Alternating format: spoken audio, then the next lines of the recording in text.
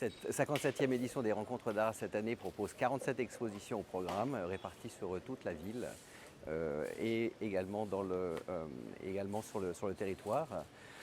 C'est une édition qui est sous le titre des mondes à relire avec un chapitre sur les indépendances africaines, également toute une partie sur le bassin méditerranéen puisqu'on fait partie de la saison Méditerranée sous la tutelle de l'Institut français.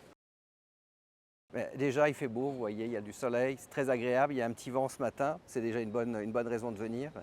Je dirais la diversité aussi de ce qu'on propose, il y a beaucoup de choses à découvrir pour jeunes publics comme pour personnes plus âgées. Pour le jeune public, on a une sublime exposition sur le livre d'enfants photo qui couvre des années 1930 à aujourd'hui. Il y a beaucoup de livres que les enfants pourront manipuler eux-mêmes.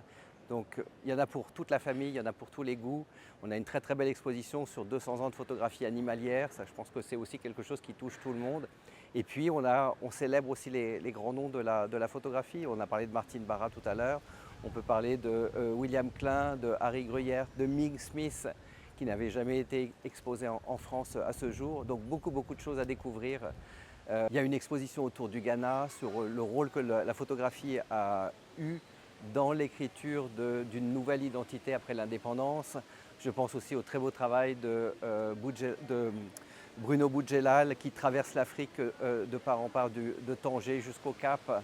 Donc je ne peux qu'encourager à venir nous rejoindre ici à Arles cet été.